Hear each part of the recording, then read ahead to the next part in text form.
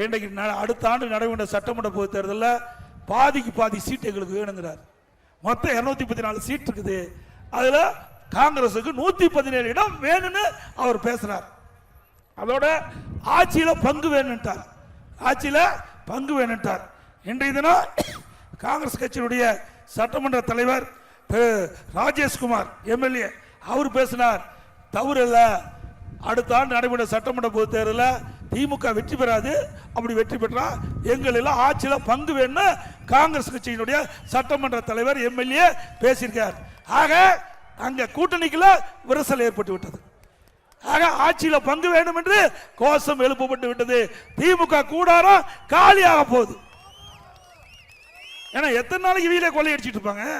அவரு வேடிக்கை பார்த்து பார்த்து சலிச்சு போச்சு பாவம். அதனாலதான் காங்கிரஸ் கட்சிக்காரர் விழித்துக் கொண்டு அடுத்த ஆண்டு நடைபெற்ற சட்டமன்ற பொதுத் தேர்தலில் எங்களுக்கு கூடுதலான இடம் வேணும், ஆட்சி அதிகாரத்தில் பங்கு வேணும்னு கோரிக்கை வச்சிருக்கிறாங்க. அதுவும் இன்றைக்கு எல்லா பத்திரிகையிலும் வந்திருக்குது.